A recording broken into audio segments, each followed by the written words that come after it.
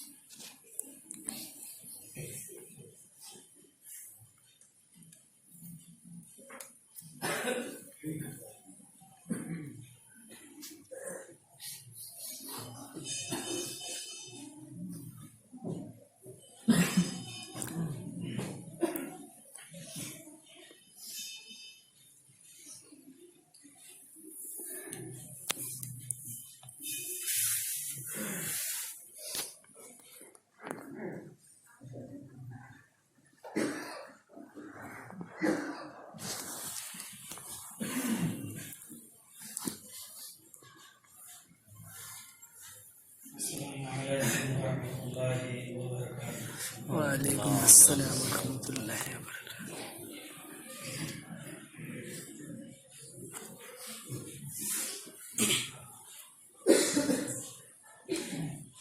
الحمد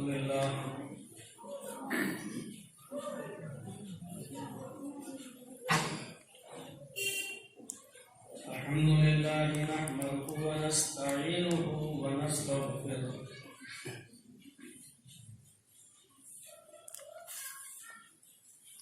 ونعوذ بالله من شرور أنفسنا ومن سيئات أعمالنا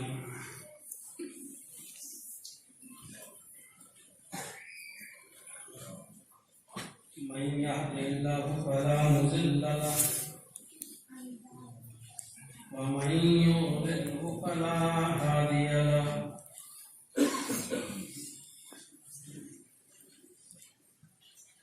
وأشهد أن لا إله إلا الله وحده لا شريك له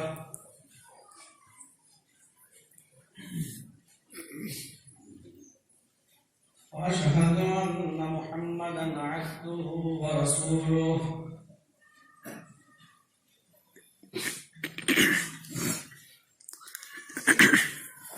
أما بعد فإن خير الحديث كتاب الله وخير الهدي هدي محمد صلى الله عليه وسلم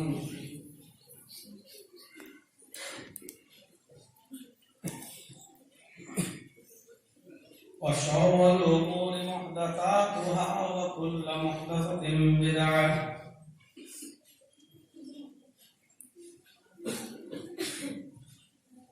وكل بدعة ضلالة وكل ضلالة في النار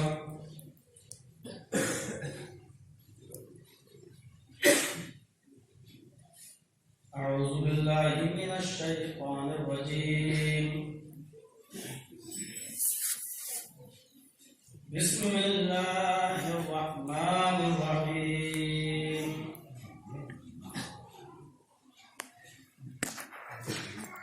ولا تهنوا ولا تحزنوا وأنتم الأعلون إن كنتم مؤمنين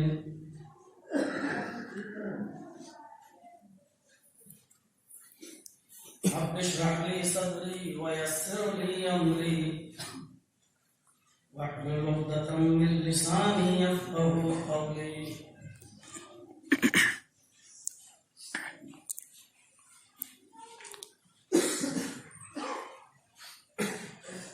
فضيلة الشيخ مولانا جنيد المفتي حفظه الله اس اجلاس کی جو شخصیت نظامت کر رہی ہے ہمارے معزز دوست فضیلت الشیخ عبداللہ صاحب عثمانی حفظہ اللہ،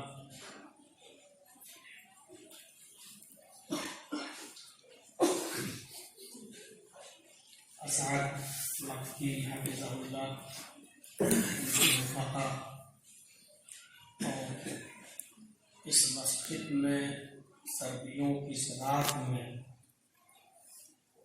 قرآن و حدیث کی باتیں سننے کے لیے آئے ہوئے معزز سامعین حضرات، پردہ نشین اسلامی خواتین، جمعیت شبان المسلمین وطن فوطن اس قسم کے پروگرام کراتی ہے، اور جو بھی عالم آپ کی بستی میں آتا ہے وہ ان سے اصرار کر کے وقت لے لیا جاتا ہے، اور کوئی موقع ایسا چھوڑا نہیں جاتا کہ لوگ محروم ہیں۔ کوشش ہوتی ہے کہ آنے والے علماء سے کچھ نہ کچھ استفادہ کیا ہے۔ مجھے بھی 4 جنوری کو آنا تھا، اب پہلے سے طے تھا، پروگرام ایک درس کی شکل میں یہاں رکھا گیا۔ اللہ رب العالمین سے دعا ہے کہ الہ العالمین ہمیں اور آپ کو اس قسم کے جو دروس ہوا کرتے ہیں اور ان میں جو کتاب و سنت کی باتیں ہوتی ہیں، اللہ رب العالمین ہمیں ان پر عمل کرنے کی توفیق دے۔ ایمان کی تازگی ہوتی ہے اور جو سستی ہوتی ہے، ہماری عملوں کی جو کوتاہی ہوتی ہے، اس قسم کے پروگراموں سے کوتاہی تھوڑی دور ہو جاتی ہے، اور اثر نو ایک تازگی سی انسان محسوس کرتا ہے اپنی عملی زندگی میں۔ 2 چیزیں بڑی اہم ہیں اسلام کی، ایک ایمان اور دوسری عمل صالح۔ قرآن کریم کا جب آپ مطالعہ کریں گے تو جا بجا یہ پڑھیں، بہت سی جگہوں پر آپ کو یہ آیت ملے گی، اِلَّا الَّذِينَ آمَنُوا وَعَمِلُوا الصَّالِحَاتِ، اس کے ساتھ آگے پیچھے کچھ جوڑ دیا جاتا ہے، کہیں جوڑا گیا اِلَّا الَّذِينَ آمَنُوا وَعَمِلُوا الصَّالِحَاتِ فَلَهُمْ أَجْرٌ غَيْرُ مَمْنُونٍ، کہیں کہا گیا اِلَّا الَّذِينَ آمَنُوا وَعَمِلُوا الصَّالِحَاتِ وَتَوَاصَوْا بِالْحَقِّ وَتَوَاصَوْا بِالصَّبْرِ۔ لیکن مجھے جس طرف اشارہ کرنا ہے وہ یہ 2 چیزیں، ایمان اور عمل صالح، اور اس کی وجہ یہ ہے کہ اللہ رب العالمین نے پہلے ایمان کو سربلندی عطا کرنے کا وعدہ، عزت دینے کا وعدہ کیا، لیکن ایک شرط کے ساتھ، وَلَا تَهِنُوا وَلَا تَحْزَنُوا وَأَنْتُمُ الْأَعْلَوْنَ إِن كُنتُم مُؤْمِنِينَ، مومنوں تم غم نہ کرو ولا تحزنوا، مایوس مت ہو، تمہیں گھبرانے کی ضرورت نہیں ہے، غم کرنے کی ضرورت نہیں ہے، تمہیں مایوس ہونے کی بھی ضرورت نہیں ہے۔ وانتم الاعلون، ہم تمہیں عزت دیں، ہم تمہیں بلندی عطا فرمائیں گے، ہم تمہیں اونچا رکھیں گے، ہم تمہیں صاحب حکومت بنائیں گے۔ ان کنتم مؤمنین، اگر تم مومن ہو۔ آگے والا جملہ یہی قابل غور ہے۔ فقہ کی کتابیں جب آپ پڑھیں گے تو اس میں آپ کو مفہوم مخالف پڑھایا جائے گا، بتایا جائے گا، اس کا بھی مفہوم مخالف نکالیے۔ اللہ نے کہا کہ ہم تمہیں عزت دیں گے، بلندی دیں گے، صاحب حکومت بنائیں گے، شرط یہ ہے کہ تم پہلے مومن ہو۔ آج ہم صاحب عزت نہیں ہیں، صاحب حکومت بھی نہیں ہے، بلندی بھی ہمیں نہیں مل رہی ہے، ہر جگہ ہم رسوا اور ذلیل بھی ہو رہے ہیں۔ اس کا مطلب یہ ہے کہ ہمارے اندر ایمان مطلوبہ ایمان نہیں، دعوی ایمان تو ہے ہمارے پاس،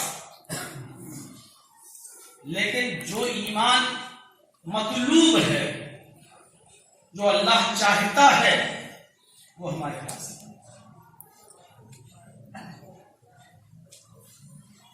دو چیزوں کی طرف اشارہ کیا میں نے، ایمان اور عمل صالح۔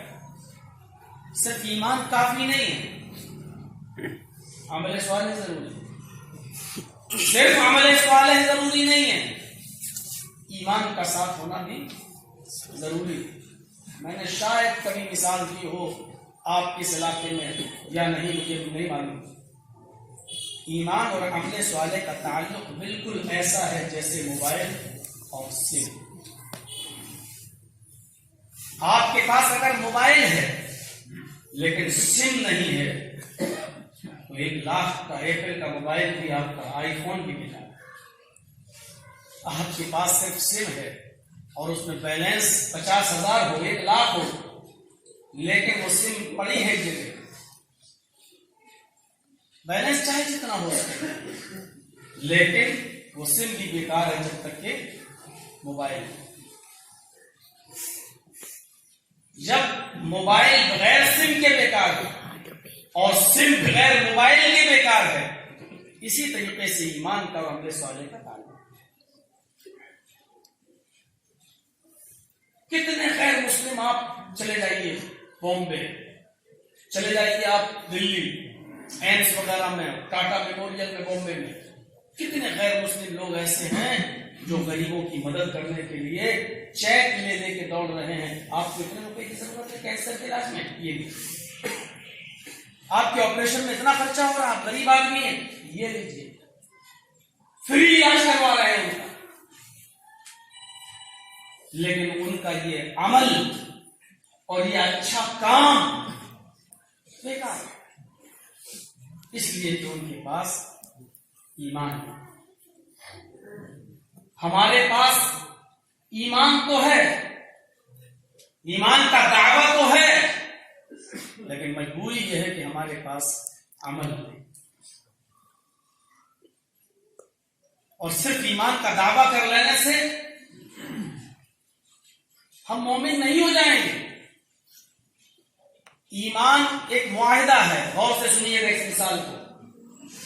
ایمان ایک معاہدہ ہے اور عمل صالح اس معاہدے کا عملی نتیجہ ہے۔ وہ معاہدہ آپ کا تبھی مانا جائے گا جب اس معاہدے کے تحت آپ عمل کریں، عمل نہیں تو معاف کیجیے گا، معاہدہ چاہے جتنا مضبوط ہو، کوئی آپ کو آپ کے معاہدے کے مطابق آپ کو پوری مزدوری نہیں دے گا۔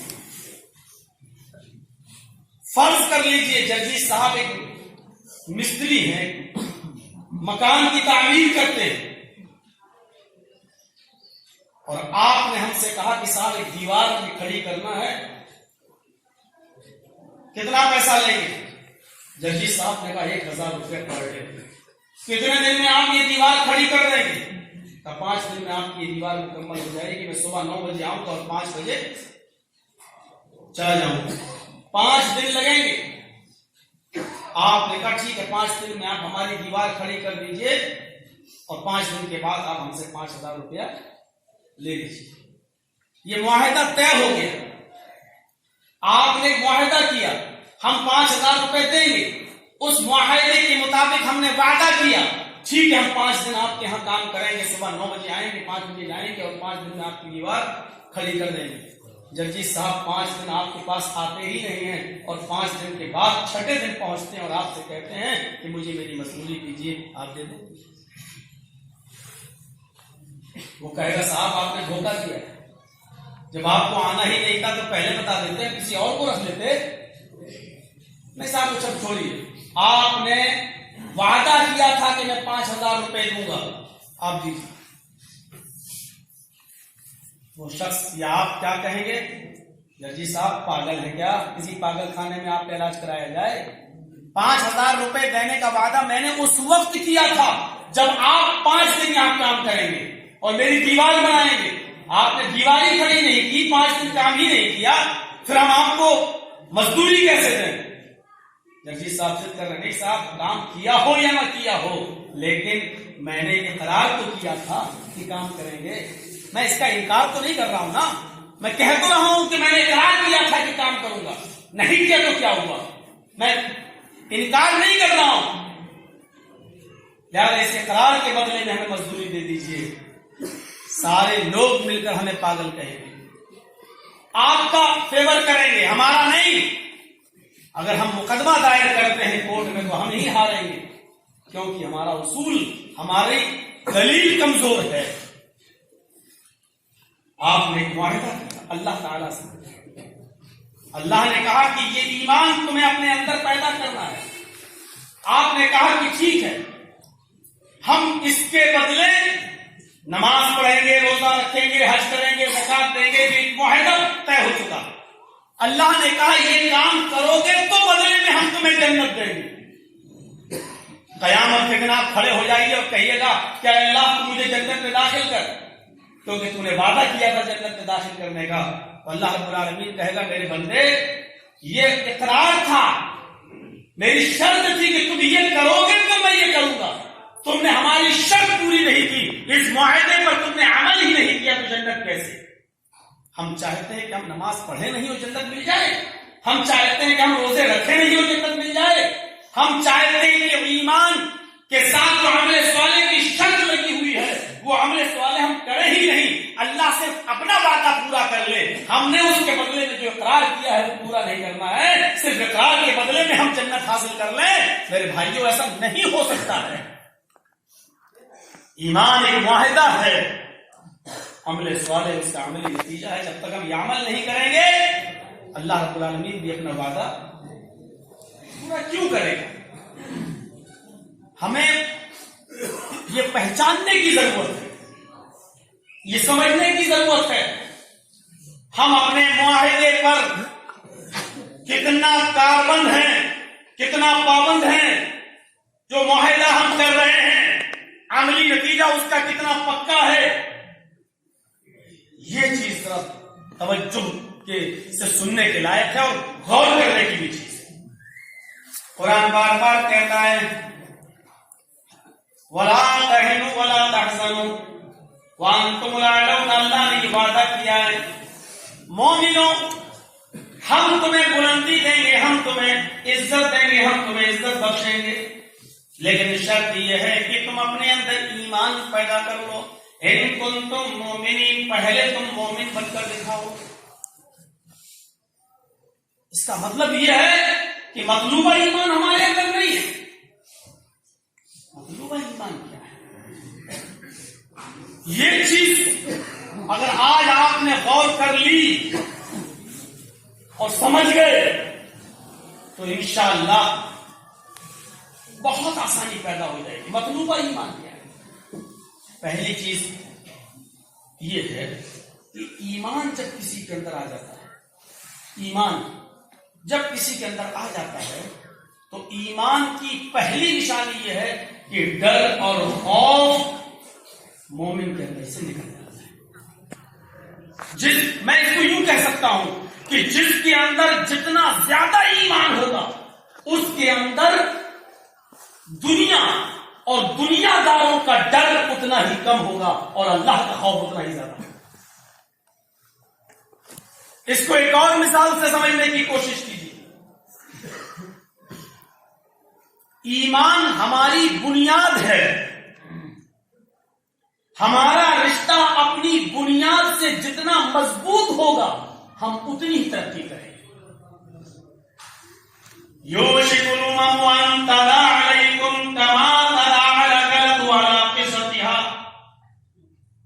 ابو داؤد کتاب الملاحم کے الفاظ ہیں، ایک ایسا زمانہ تمہارے اوپر آ جائے گا کہ تم دیکھو گے کہ تمہارے اوپر ساری قومیں سے ٹوٹ پڑیں گی. تمہارے اوپر دنیا کی ساری قومیں سے ٹوٹ پڑیں گی جیسے بھوکے لوگ دسترخوان کے اوپر ٹوٹ پڑتے ہیں. جیسے بھوکے لوگ دسترخوان کے اوپر ٹوٹ پڑتے ہیں. قال قائل، ایک کہنے والے نے کہا وَمِن قِلَّةٍ نَحْنُ يَوْمَئِذٍ، اے اللہ کے نبی صلی اللہ علیہ وسلم کیا اس دن ہم تعداد میں کم ہوں گے؟ کیا ہماری قلت ہوگی؟ کیا ہماری تعداد زیادہ نہیں ہوگی کہ سارے لوگ ہمارے اوپر ٹوٹ پڑے اور ہمارا مذاق اڑائیں، ہمیں ٹکڑے ٹکڑے کر دیں؟ تو اللہ کے نبی صلی اللہ علیہ وسلم نے فرمایا نہیں، تمہاری تعداد کم نہیں ہوگی، بل انتم یومئذ کثیر، تمہاری تعداد بہت زیادہ ہوگی، بہت زیادہ تم تعداد میں ہوگے. لیکن وَلَٰكِنَّكُمْ غُثَاءٌ كَغُثَاءِ السَّيْلِ، کیڑے مکوڑوں کی طرح، کوڑا کرکٹ کی طرح، جیسے سمندر کی موجیں ان کو جہاں چاہتی ہیں بہا لے جاتی ہیں، ایسی دنیا کی ساری قومیں تمہیں جہاں چاہیں گی وہاں بہائیں گی. جیسا نچانا چاہیں گی ویسا ناچو گے. کیوں؟ کیونکہ اللہ رب العالمین تمہارے دلوں میں وہن ڈال دے گا. کافروں کے دلوں سے تمہارا رعب و دبدبہ نکال دے گا. تمہارا خوف، تمہارا دبدبہ جو ان کے دلوں میں بیٹھا ہوا وہ نکال دے گا اور تمہارے دلوں میں وہن ڈال دے گا. آج دیکھ لیجیے، کل تک ہمارے محلے میں کوئی بجتا ہوا، بجتی ہوئی بینڈ باجے کے ساتھ بارات نہیں گزرتی تھی. 60-70 سال پہلے کا زمانہ دیکھ لو. لوگ کہتے تھے نہیں، مسلمانوں کا محلہ ہے، وہ گانوں سے نفرت ہے، نہیں بند کر دو. لیکن آج یہ حال ہے کہ ہماری مسجدوں میں خطبے ہو رہے ہوتے اور نمازیں ہو رہی ہوتی، تب بھی نہیں ہوتی. کیوں؟ جب ہم نے خود ان سے عشق لڑانا شروع کر دیا، موسیقی سے اور گانے بجانے سے. جب ٹی وی اور اس کے اندر آنے والے غنا سے ہم لطف اندوز ہونے لگے تو اللہ رب العالمین نے رعب و دبدبہ ہمارا نکال دیا ان کے دلوں سے، ان کے دلوں سے. اس لیے فرمایا کہ اللہ تمہارے دلوں میں وہن کمزوری ڈال دے گا. پھر صحابہ نے پوچھا کمزوری کیا ہے؟ تو آپ نے فرمایا حب دنیا و کراہیت الموت، اللہ دنیا کی محبت اور موت کی ناپسندیدگی تمہارے دلوں میں ڈال دے گا. یہ صورتحال ہے. جو چیز پرانی ہوتی جاتی ہے وہ ہماری طرف سے ریجیکٹ ہوتی جاتی ہے. گھڑی پرانی ہوتی ہے ہم اس کو ریجیکٹ کر دیتے ہیں، مائک پرانا ہوتا ہے ریجیکٹ کر دیتے ہیں، کپڑا پرانا ہوتا جاتا ہے ہم اس کو ریجیکٹ کرتے جاتے ہیں. لیکن دنیا میں ایسی کیا چیز ہے؟ یہ جتنی زیادہ آگے بڑھتی جا رہی ہے، جتنی بوڑھی ہوتی جا رہی ہے، جتنا ایک سال 2 سال آگے کی طرف بڑھتی جا رہی ہے، اس دنیا کی رنگینی ہمیں اتنے ہی آج ہمیں اپنا گرویدہ کرتی جا رہی ہے، آج ہمیں اپنے چنگل میں لے رہی ہے. یہ دنیا جتنی بوڑھی ہوتی جا رہی ہے، آج ہم اس کے اندر اتنے ہی گھلتے جا رہے ہیں، اس میں اتنا ہی مگن ہو رہے ہیں. اس پرانی دنیا سے، اس بوڑھی دنیا سے ہمیں نفرت کیوں نہیں ہو رہی ہے؟ امام کائنات نے یہ نہیں کہا کہ تم نفرت کرو، دنیا سے بالکل قطع تعلق ہو جاؤ. اللہ تبارک و تعالیٰ نے بھی یہ نہیں کہا مسلمانوں تم دنیا بالکل چھوڑ دو. اس نے بتایا تم دنیا بھی مانگو اور آخرت بھی مانگو. की भलाइयां तलब करो और आखिरत की भलाइयां भी तलब करो। दुनिया में भी कुछ चीजें बुरी हैं, आखिरत के अंदर भी कुछ चीजें बुरी हैं। आखिरत की और दुनिया की बुरी चीजों से तुम अल्लाह की पनाह मांगो और ये दुआ करते रहा करो, रब्बना आतिना फिद दुनिया हसनतन व फिल आखिरति हसना व क़िना अज़ाबन्नार। ऐ अल्लाह, हमें दुनिया की खूबियों से नवाज, दुनिया की अच्छाइयों से नवाज, और वफिल आखिरति हसना, और आखिरत में जो अच्छाइयां, जो भलाइयां, जो खूबियां तूने रखी हैं, तो उन खूबियों और भलाइयों से तू हमें नवाज दे। वक़िना अज़ाबन्नार, और जहन्नम के अजाब से तू हमें नजात अता फरमा। मेरे भाइयों, कतई ताल्लुक होने को नहीं कहा है, सिर्फ दुनिया की अच्छी चीजों को लेने के लिए कहा है। लेकिन दुनिया जितनी बूढ़ी होती जा रही है, हम उसमें उतने ही मगन होते जा रहे हैं, और जितना हम दुनिया में मगन हो रहे हैं उतना ईमान से हम दूर हो रहे हैं, यानी कि अपनी बुनियाद से दूर हो रहे हैं। बुनियाद हमने छोड़ दी। एक मिसाल पर गौर कीजिए, आम का पेड़ लगा है, पहले आम का फल उसमें छोटा था, धीरे धीरे बड़ा हुआ, पहले उसमें खट्टापन था, उसके अंदर मीठापन आ गया, छोटे आम से बड़ा हुआ, खट्टे से मीठा हुआ। इस आम के अंदर दिन ब दिन तरक्की होती जा रही है। क्यों? क्योंकि ये अपनी बुनियाद से जुड़ा हुआ है। कभी आपने गौर किया है कि हवा चली और चंद आम आपस में टकराए, उन आमों में एक आम टूट जाता है, और जैसे ही वो टूटता है वो आम जमीन के ऊपर गिरता है। मैं आपसे पूछना चाहता हूं कि जब आम ने अपनी बुनियाद को छोड़ा तो जमीन के ऊपर क्यों आया? उस आम को आसमान की बुलंदी ने अपनी तरफ क्यों नहीं खींचा? वो आम ऊपर की तरफ क्यों नहीं गया? जब आम टूटा पेड़ से तो वो नीचे की तरफ क्यों आया? आम का अपने पेड़ से टूटना और उस पेड़ से कतई ताल्लुक होना, फिर उसका नीचे गिरना, हमें ये इबरत बता दे रहा है कि जो चीज अपनी बुनियाद को छोड़ देती है वो पस्ती की तरफ आती है, वो जिल्लत की तरफ आती है, वो रुसवाई की तरफ आती है।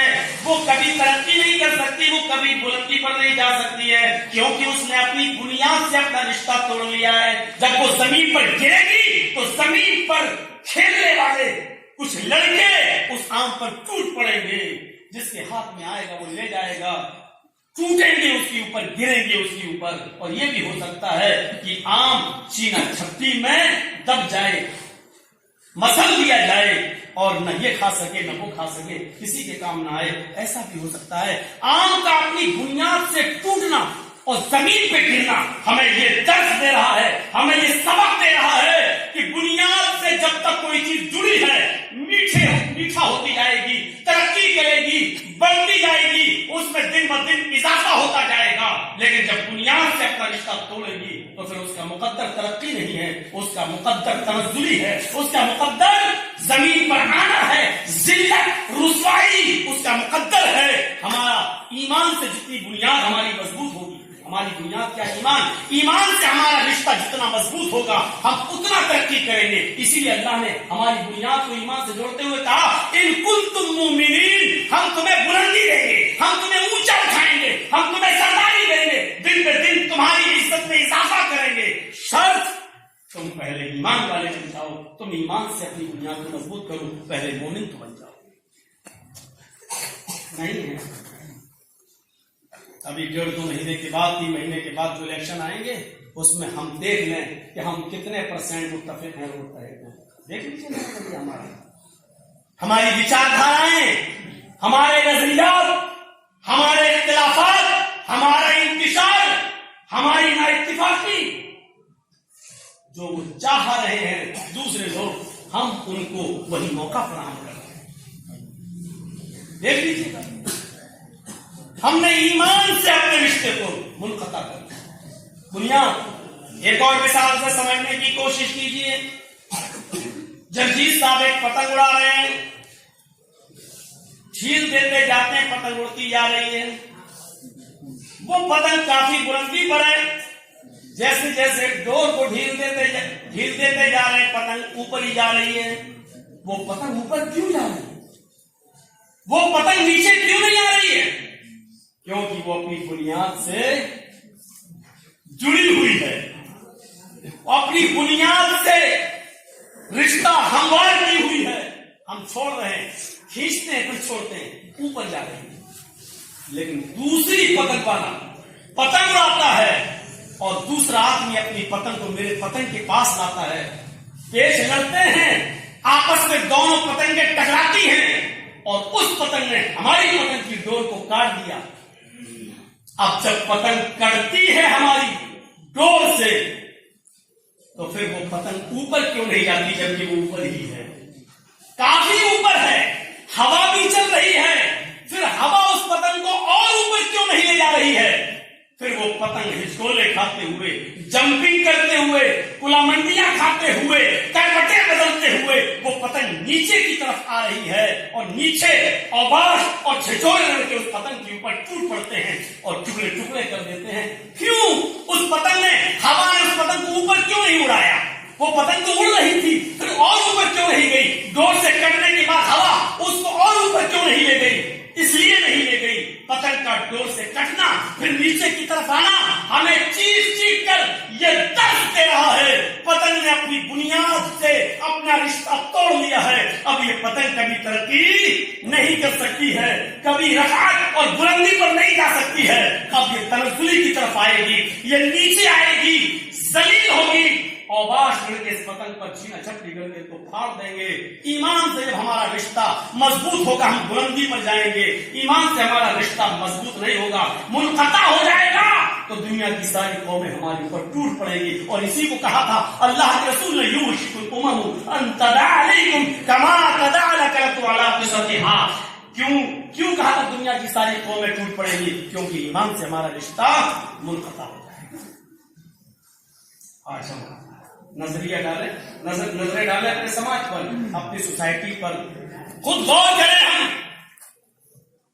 اور جن کے اندر ایمان ہے یا جو ایمان کا دعویٰ کرتے ہیں، ہم اور آپ سب، اس میں ہم لوگ بھی شامل ہیں. علماء کوئی فرشتے نہیں ہوتے ہیں. ہم اپنے گریبانوں میں بھی جھانک کر دیکھیں، ہم اور آپ سب جن کے پاس ایمان کا دعویٰ ہے وہ یہ دیکھیں کہ وہ اپنے دعوے میں کتنے پرسنٹ ایمان والے ہیں. پرسنٹیج کا لحاظ کریں.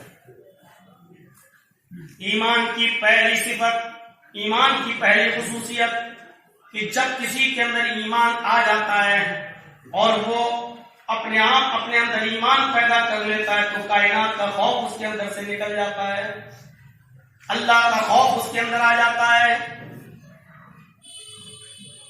ابھی مان لیجیے آپ کو جلسے کی ایک پرمیشن ملی ہے 10 بجے تک، ایک مثال دے رہا ہوں، باہر جلسہ ہو رہا ہو روڈ پہ 10 بجے تک، اور آپ چلا رہے ہیں 10:30 11 بجے، ایک پولیس والا کھڑا ہو جائے سب ڈر جائیں گے. 5-6 آدمی محلے میں شرابی ہیں، پولیس کو انفارمیشن ملی ہے یہاں محلے میں شراب پی جاتی ہے.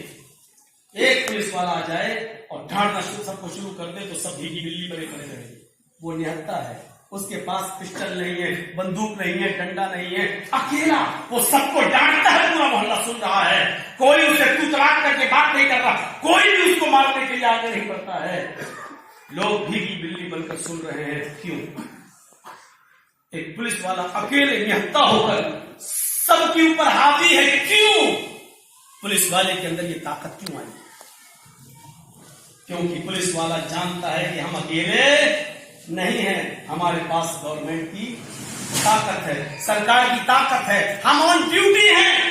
اگر ایک نے بھی ہمارے ساتھ بدتمیزی کی تو ہماری ایک کال پر پورا محلہ چھاؤنی میں تبدیل ہو جائے گا. ہم اس کو بدتمیزی کے ساتھ نہیں بول سکتے ہیں، نہ مار سکتے ہیں. کیوں؟ کیونکہ ہمیں معلوم ہے کہ وہ اکیلا نہیں ہے، اس کے پاس سرکار کی طاقت ہے.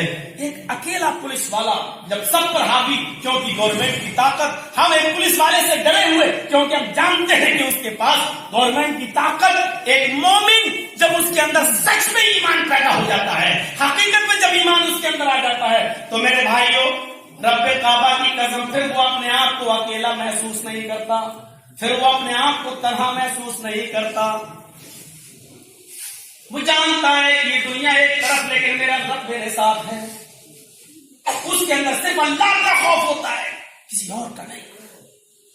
کیا آپ نے مسلمانوں کی وہ تاریخ پڑھی ہے کہ جب انہوں نے سارے علاقوں میں اسلام اور ایمان کا جھنڈا لہرا دیا، محمد رسول اللہ کا جھنڈا لہراتے ہوئے یہ مسلمان جب افریقہ میں داخل